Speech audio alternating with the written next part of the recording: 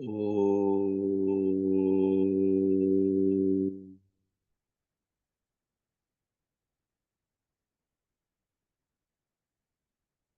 Om.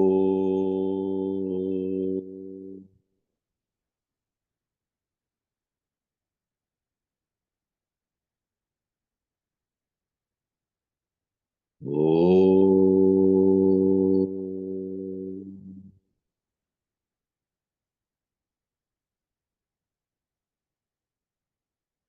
Om Parthaya Pratibodhitam Bhagavata Narayanena Swayam Vyasena Grathitam Purana Munina Madhye Mahabharatam Advaitamritavarshiniim Bhagavatim Ashtadashaധ്യായിനീം Amba Tvamanusandathami Bhagavad Gita Bhavadveshini Namostute Vyasa Vishal Buddhe Pullar Vindayata Patra Netra Yena Tvaya Bharata Taila Purnaha Prajwalito Jnanamaya Pradipaha Prapanna Parijataya Tutra Vetre Kapane Jnanamudraya Krishnaya Gita Mritaduhe Namaha Sarvopanishado Gavo Dugdha Gopalanandanaha Partho Vatsasudhir Bhokta Dugdham Gita Mritam Mahat Vasudeva Sutam Devam Kamsachanuramardanam Devaki Paramanandam Krishnam Vande Jagadgurum Krishnam Vande Jagadgurum.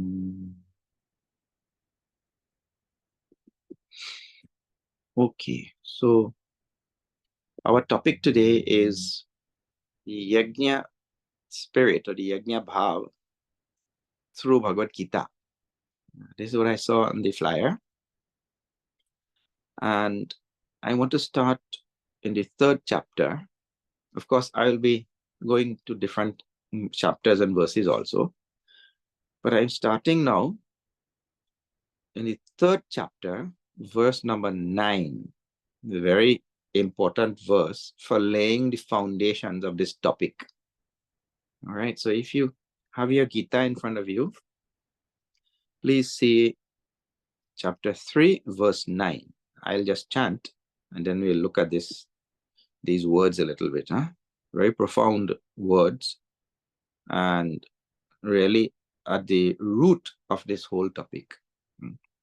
Yajnarthat karmanon yatra Yajnarthat karmanon yatra Lokoyam karma bandhanaha Lokoyam karma bandhanaha Tadartham karma kaunteya Tadartham karma kaunteya Mukta sanga samachara Mukta sanga samachara. Okay, so in this first line, there is the phrase karma bandhanaha. And it says, karma bandhana means the bondage of karma. We'll see just now. Karma bandhanaha. Yajnarthat karmanon yatra lokoyam karma bandhanaha. It means any karma which is done without the yajna spirit or outside the yajna spirit, or the other way to say that, any karma which is done that does not contain the yajna spirit, that karma leads to bondage. This is the meaning of the first line here. And therefore, tad artam karma kaunteya, O kaunteya, you do all karma with the spirit of yajna. Otherwise, that karma will bind.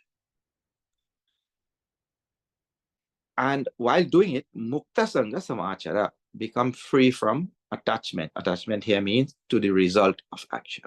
All right. So we'll hear these phrases many times: yajna, bhav, yajna spirit, spirit of sacrifice. And we also hear the word karma bandhana. So this word has to be studied first. Karma bandhana, the bondage of karma. So what it means is this. See, every day, on a daily basis, we are performing countless karmas. And in one lifetime, see, one day we are performing so many karmas, huh? And in one lifetime, it is unimaginable how many karmas we will engage in, how many karmas we would have done.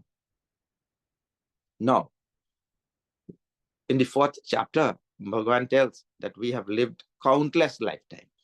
He's telling both about himself and about Arjuna. We have both lived. Bahuni me vyatitani janmani tavacha Arjuna. You and I, we have lived countless lifetimes. So now in one day, we perform so many different types of actions, karmas. Then in one lifetime, so many added up. And then in countless lifetime, how many karmas we have done. Now, that is first point. Countless karmas. Huh? Second thing, each karma will have phala. A karma cannot go without having a result. Phala. Now, if we have lived countless lifetimes and have performed countless karmas, and then it means then that we have countless karma phala, infinite karma phala, result of karma to reap. Now, you know, in this lifetime, I don't reap infinite karma phala. The result of karma is finite, that comes to me in this lifetime. And then while I'm reaping karma phala in this lifetime, I also perform new karmas. And I go on adding to my whole Sanchita karma, the whole storehouse of karma. Now, when and how am I going to reap the results of all of those karmas which I have done in countless lifetimes and which have no end? This infinite storehouse of karma, which causes me to take birth after birth after birth to reap the results, this thing is called as karma bandhana, the bondage of karma. It means I have performed the karmas will have results, and I have to come back here. I have to take birth after birth to reap the results of all of these karmas. It is called the bondage of karma. And I have no choice in this matter. It appears like that. There is no way out of this infinite string of karma. So now, in this verse and in the Bhagavad Gita, and only here in Sanatana Dharma, you will see this topic coming up. This doesn't come up anywhere else. Also, you will see, we are seeing now the method to come out from this karma bandhana. And this is given in our first line here. The method to come out from karma bandhana, bondage of karma, is given here so nicely. And Puja Gurudev is to marvel at the wonderful ideas of Sanatana Dharma and how Bhagavan Shri Krishna is giving this most wonderful way for us to cut all our bondage of karma. He says, Yajnarthat karmanaha anyatra lokaha ayam karmavantanaha. Means to say, if this karma is not done in the spirit of yajna, sacrifice, and for this, Puja Gurudev is to say, it is dedicated action. The karma has to be done in dedication to some higher altar. Now, there are many ways to say this. The other way to say this is the karma should not be done selfishly. It should be done selflessly. Meaning to say, I perform the karma with the idea that I'm doing it for the welfare of others, or I'm doing it for Bhagwan. Both amount to the same thing only. I'm doing this karma for the welfare of others. I'm doing this karma for the welfare of the world, for humanity. I'm doing this karma for Bhagwan.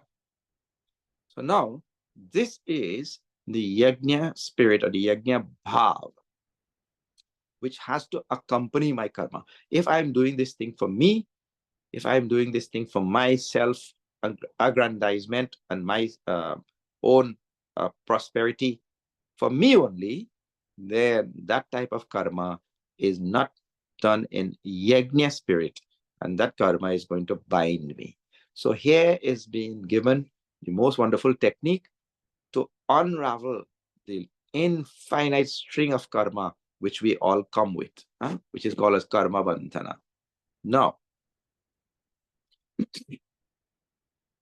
this has its basis in something higher, something unseen. And Bhagavan gives, what has its basis? This karma yoga has its basis in something else here. And Bhagavan introduces that in the verses that follow. He says, lower down, and now I'll tell you that number, you can follow also.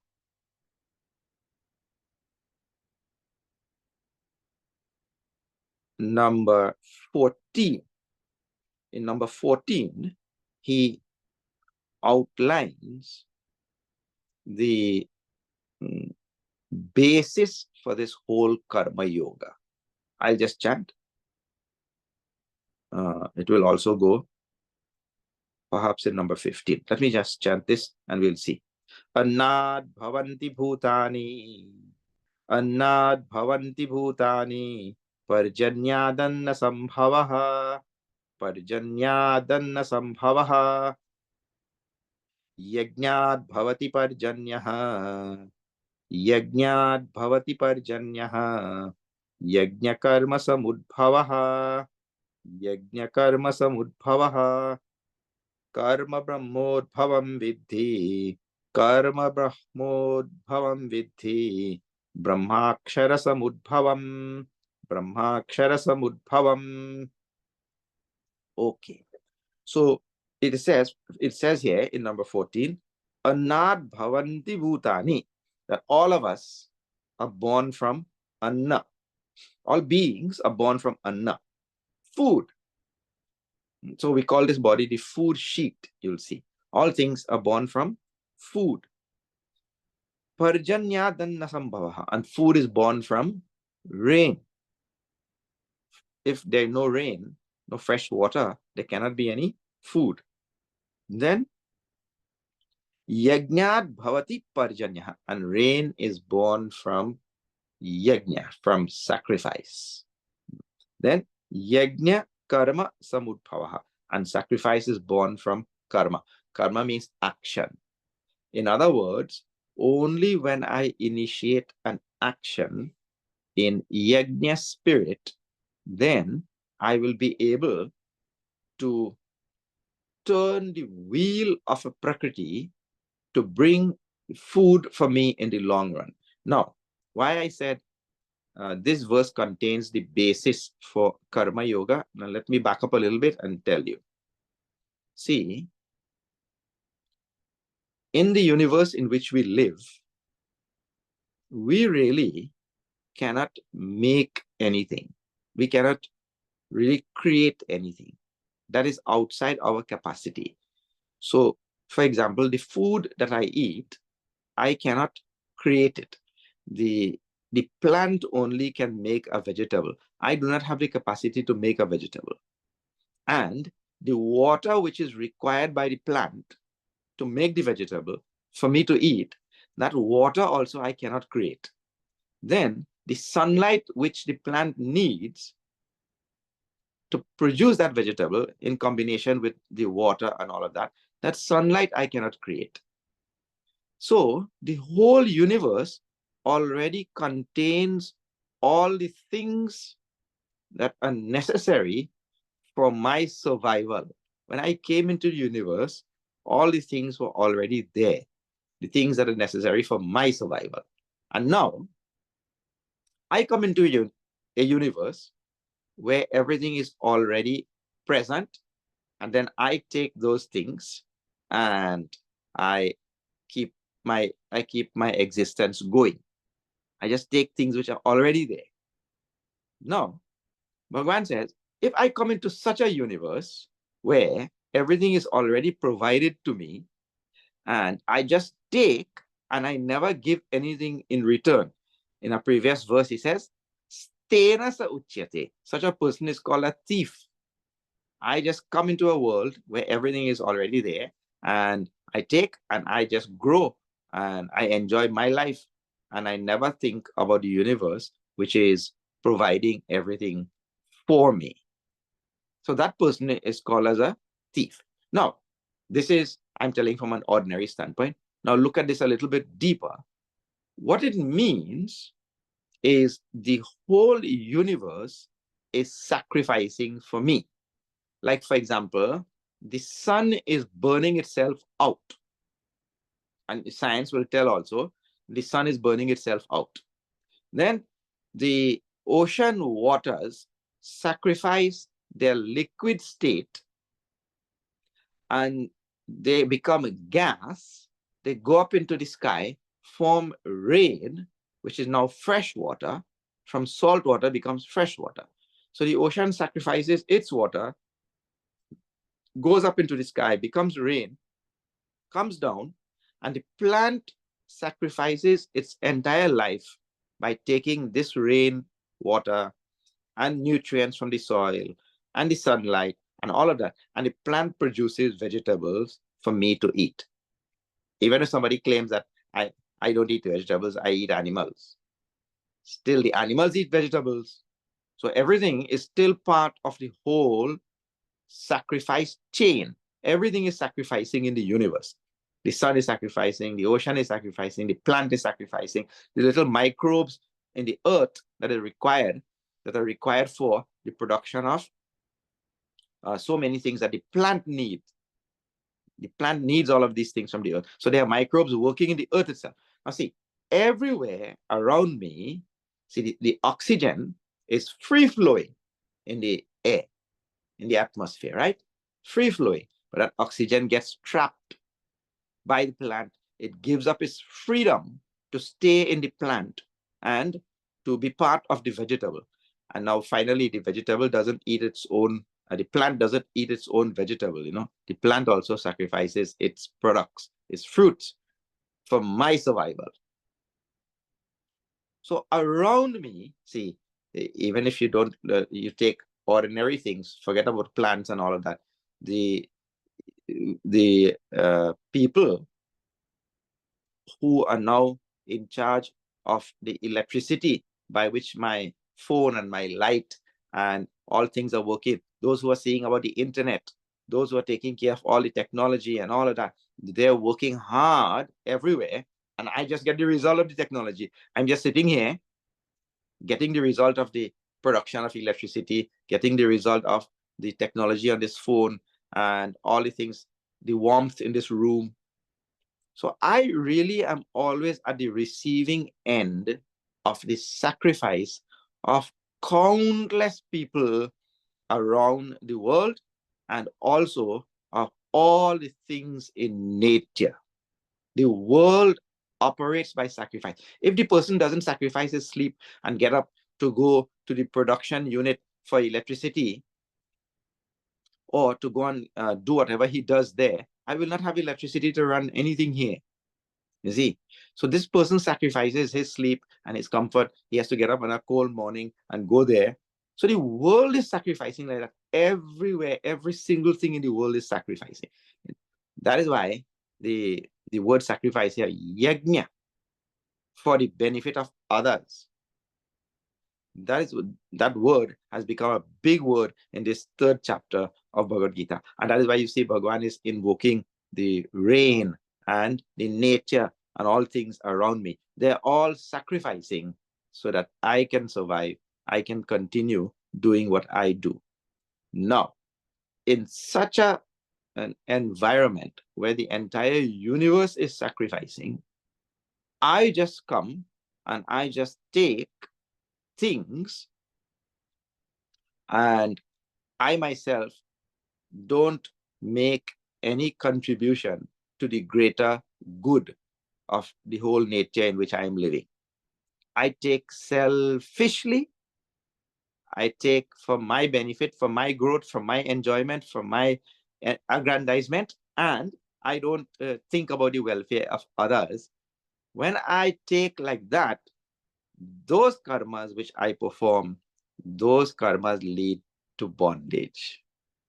And so what is required is, now I have to think, oh, this whole universe is sacrificing for me. And therefore, whatever I am going to do, I do it with the feeling or the bhav that I'm doing it for the benefit of this whole universe, including all the people and the animals and the nature and everything. I'm doing it for their benefit. And when I change my attitude from the selfish attitude to this selfless attitude, that thing is called as working with Yajna Bhav, Yajna spirit. Now, this is not the end of Karma Yoga. Karma Yoga and the Yajna Bhav, Yajna spirit, goes on much more than this. There are several other elements which have to be added. And now Bhagwan himself gives one element which has to be added, and that is in the same verse which we chanted, verse number 9 of this third chapter. He says, Mukta Sangha Samachara. Mukta Sangha Samachara means, it means I do the action, whatever I'm doing now, with the spirit of detachment. Mukta Sangha. Now, this I will have to back up a little bit and tell all the basic and fundamental principles and involved in Karma Yoga now. So now, first principle is, look here, the world doesn't, or the universe around me doesn't become lazy and say, okay, today, I've had enough. I'm really fed up with all of this. Like, for example, the sun doesn't say, I've had enough. I'm fed up with shining every day and giving energy to all the plants and all. Today I will take a holiday. Nothing in nature does this.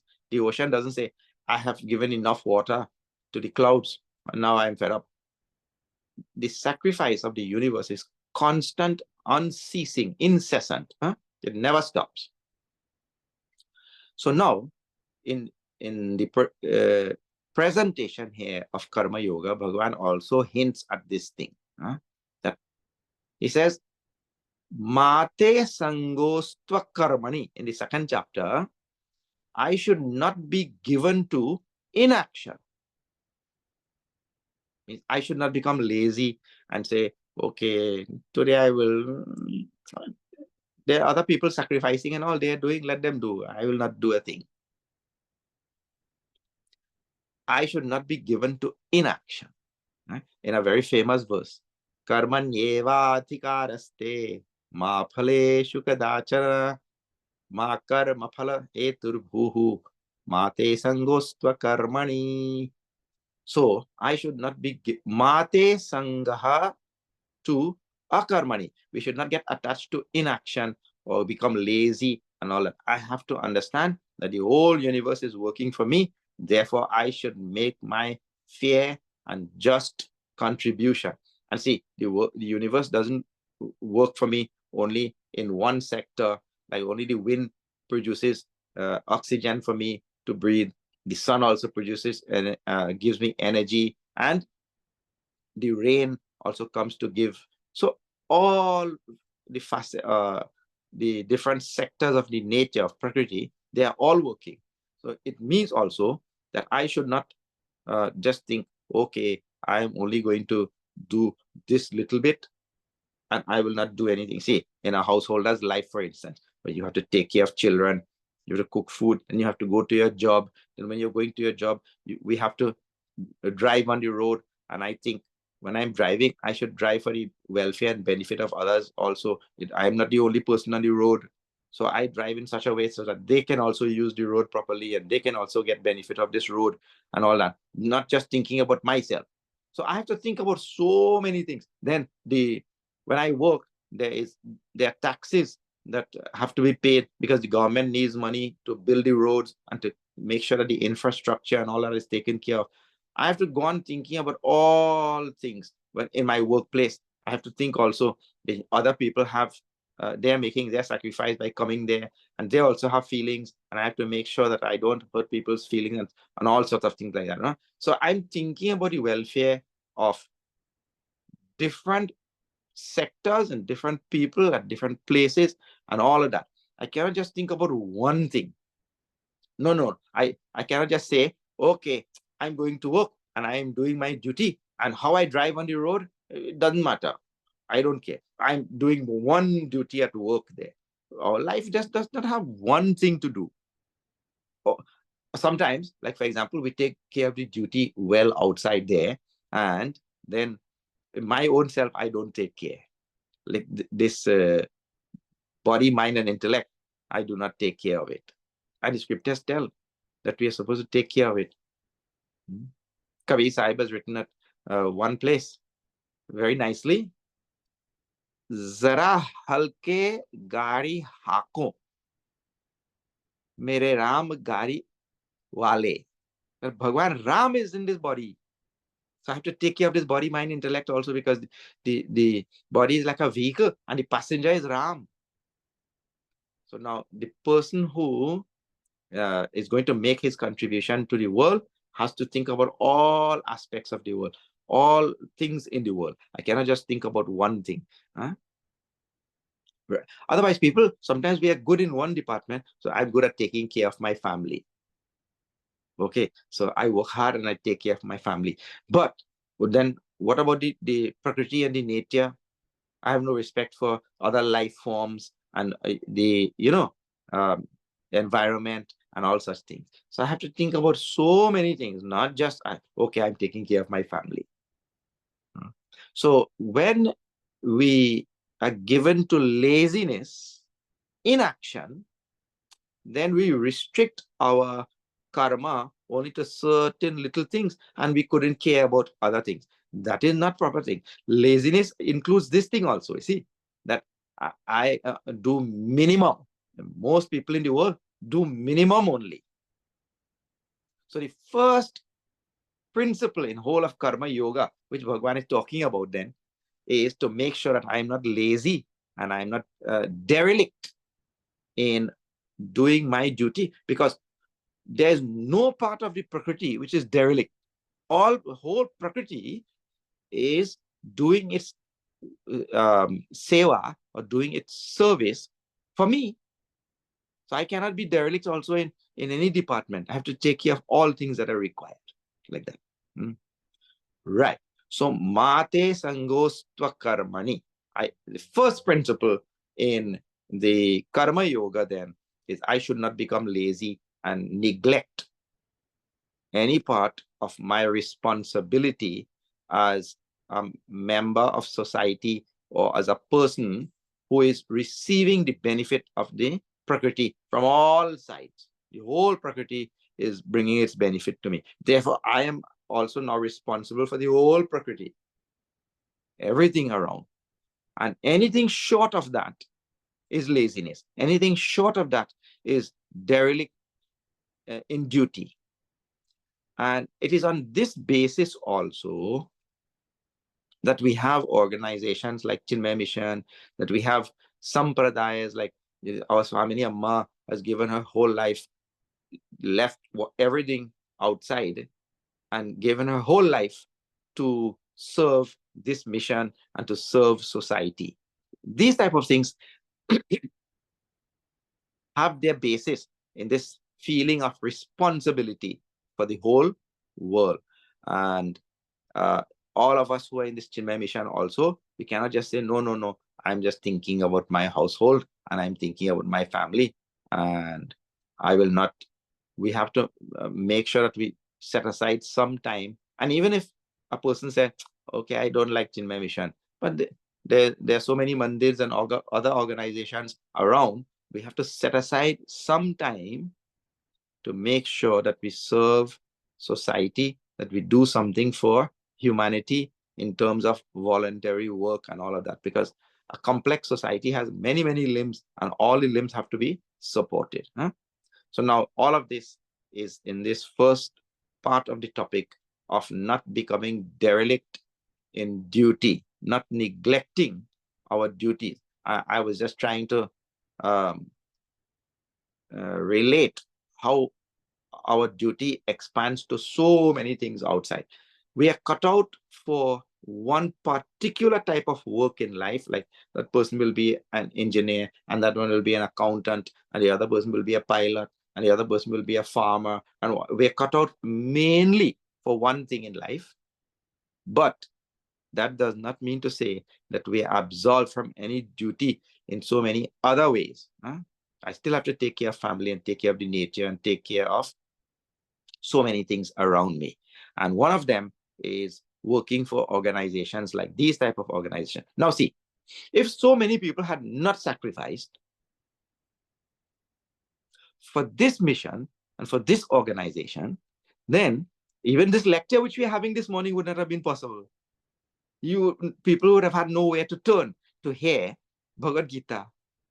So it is because of the sacrifice of our Puja Gurudev and sacrifice of his guru before him and sacrifice of so many people in the organization and all have made this thing possible, so that we can sit down now and reflect a little bit more deeply about this whole idea of karma yoga and yajna bhav, the spirit of sacrifice and karma, bondage of karma, and how we can come out of this bondage of karma and all of that sort of thing. You see, so the first principle then in this karma yoga is I give up laziness. It is through by this laziness only that we create a lot of papa. So not given way to inaction, Bhagavan says. Now, second thing, that when I'm doing, and this comes in the word which Bhagavan was talking about just now, mukta sangha. Mukta sangha means I should be free from attachment to the result of the action. Now, how this happens, how this comes, it is like this, that I have in my capacity the right and the privilege to do action. Actually, the better word is privilege. I have the privilege to do action. All of us have that privilege. We are born with the privilege to do action. So, Bhagwan, Sri Ramana Maharishi also, you would have heard, he says, I do not have the right to the result. Meaning to say, I cannot dictate what exactly the result will be. The result can be anything. And it can come in any quantity or it may not come at all. That is not in my hands. He says, Kartuhu Ajnaya Prapyate Phalam. The result comes by the dictates of Ishvara only. Karta. By the dictates of Ishvara, the result comes, not by my dictates. I only have the privilege of the action. And we know every action will have a result. So I have the privilege of the action. The result is in Bhagwan's hands. So now, if I understand, I do the action, and whatever the result is, let Bhagwan do his work. So I will do my work, and let Bhagwan do his work.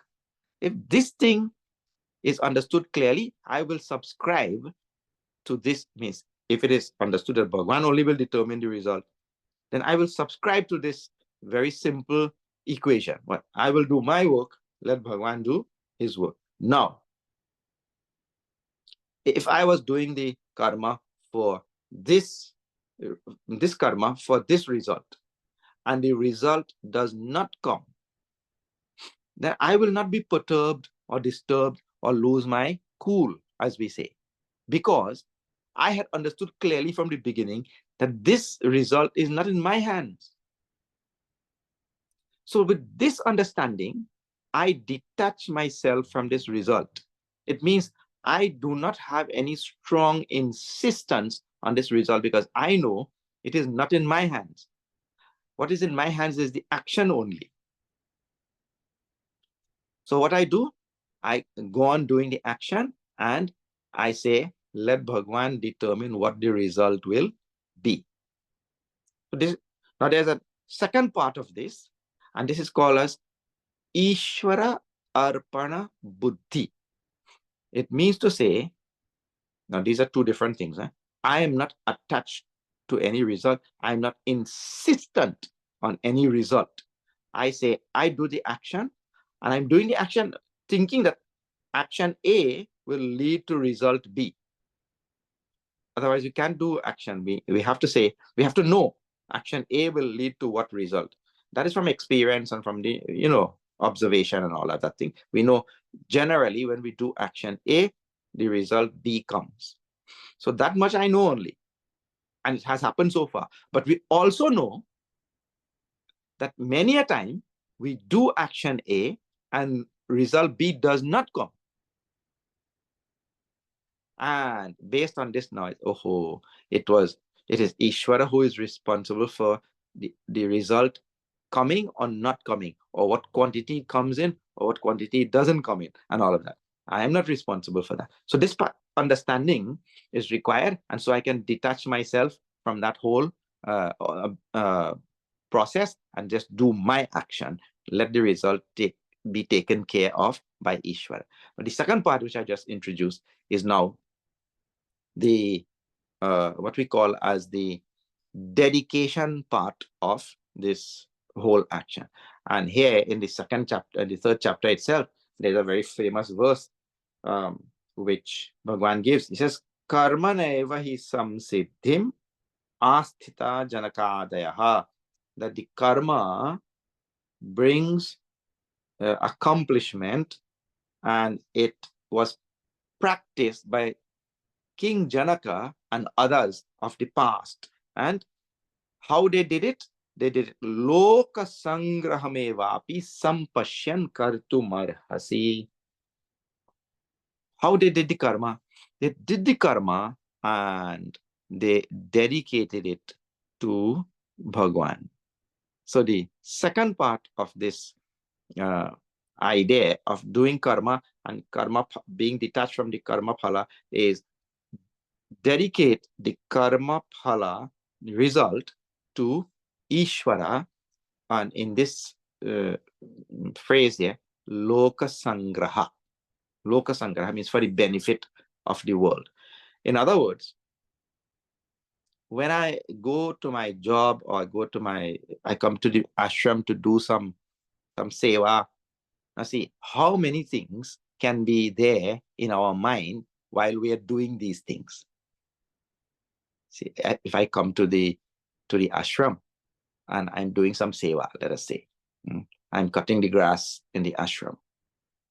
So I cannot go on thinking, I'm going to the ashram, I will cut some grass and then I will get some punya karma. So I'm going to cut the grass for punya karma. This is a lower understanding than the one I'm going to the ashram and I'm going to cut the grass for the benefit of all of the people who come to the ashram to gain knowledge and to bring their children to Bal Vihar and all of that. I'm coming to the ashram to cut the grass for their benefit. And why I am coming to do it for their benefit? Because they're part of the universe, the whole universe that has sacrificed for my benefit. In other words, this is called as a rina. It is to be seen as a rina as such. There's a debt, I owe my life to the whole universe. Therefore, why should I not share my life with the whole universe? So now see how deeply all of these principles run.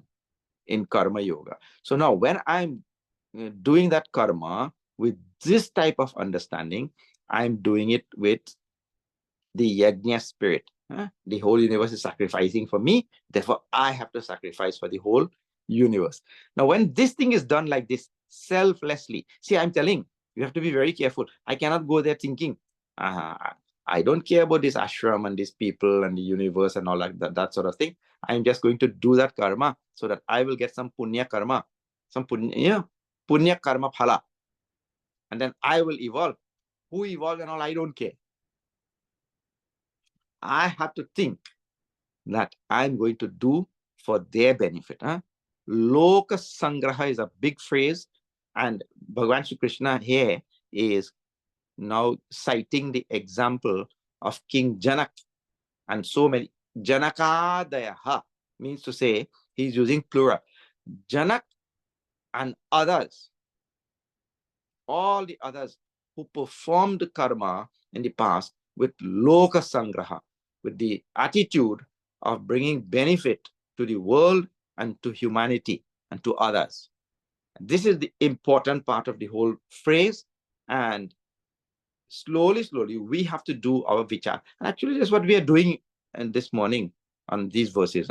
We are doing vichar, because if we don't do the vichar, we will not be able to imbibe the bhav which is supposed to accompany our action.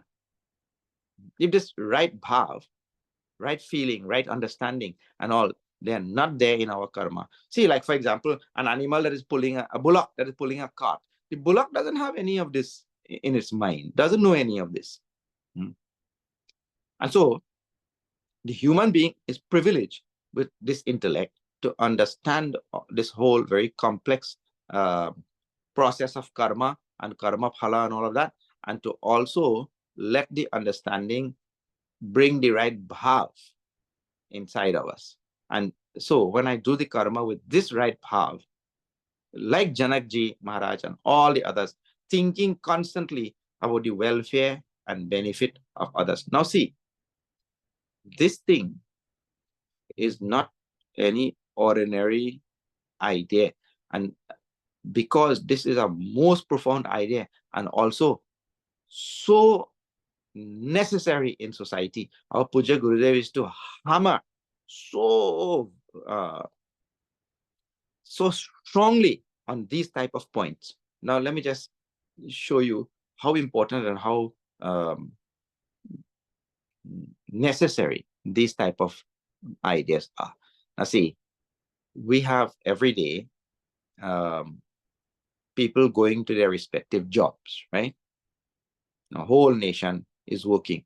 Pilots are working, then teachers are working, government workers are working, then people in construction, they are all working, right? Everybody is doing his job. And if people come to those jobs with a selfless attitude and do those jobs, then the whole universe will prosper, and the universe will means become better and better day by day. But what we have is the whole universe and all people who are working go to work, means human beings now, go to work with only a selfish attitude. And because this selfish attitude is there, it leads from one corruption to the next. Now see, all of you who live in society, you go on complaining about corruption or not? We go on, and there's corruption big time everywhere. That is all caused only because people don't go to do their jobs with a selfless attitude in the yajna spirit, in the yajna bhav, and all of this. Like Janakji Maharaj, everybody go to do their job only with a selfish attitude. And that is why we have a whole world of corruption everywhere around us. And the whole world complains about corruption. We see the corruption and there's nothing we can do. But it is a reflection of my world. Somewhere I myself neglected to work selflessly, and I myself worked selfishly. And so that is what the whole universe is doing. And I am also now a victim of that selfishness, because it results in corruption. Like, for example, the teacher goes to the school.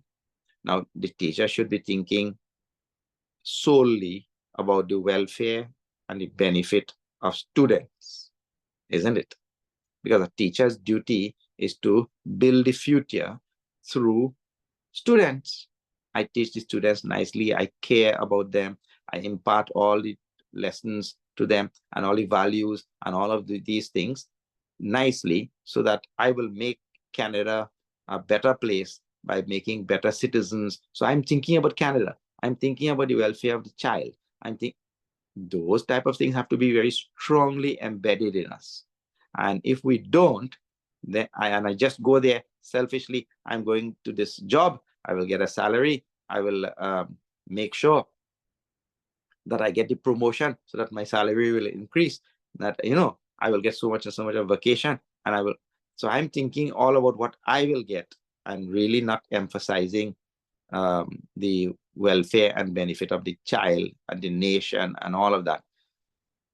When that type of situation obtains, then you have a society that, instead of getting better and better and better, that society gets worse and worse and worse. So the building of nation and building of nationhood really is to follow all of these principles of karma yoga very well. We only need this one idea of karma yoga, serving in yajna spirit. We only need this one idea really to rehabilitate an entire society. Now you tell me which limb of society is getting better and better.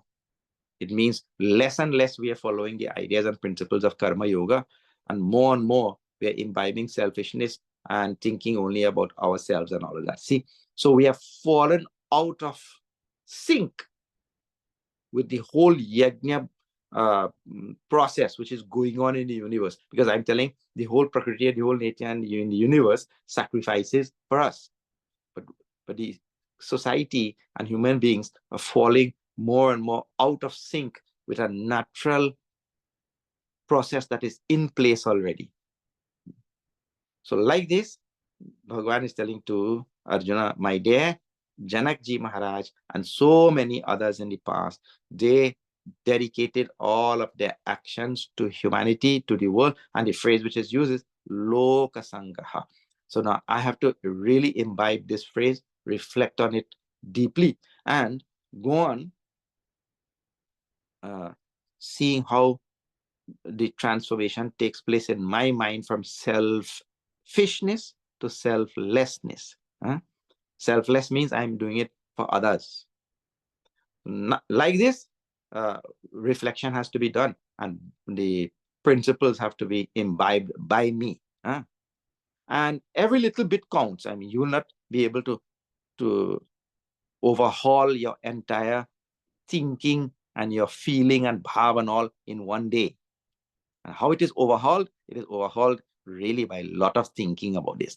So that is why I'm giving the basis of all of this karma yoga and all of it. The basis is really the whole universe is sacrificing for me, and I owe my entire life to the whole universe. And therefore, I have to work with this spirit. Now, how we started today? We started by saying, when I work with this spirit, then the bondage of karma goes away. Now, if I don't work with this spirit, what it means, I perpetuate the bondage of karma. It means to say, I come here life after life after life to exhaust karmas. And when I come, I go on doing more karmas, and then I produce more and more karma phala, and I have to return to really receive the result of all of those karma, and that leads to an endless cycle of birth and death.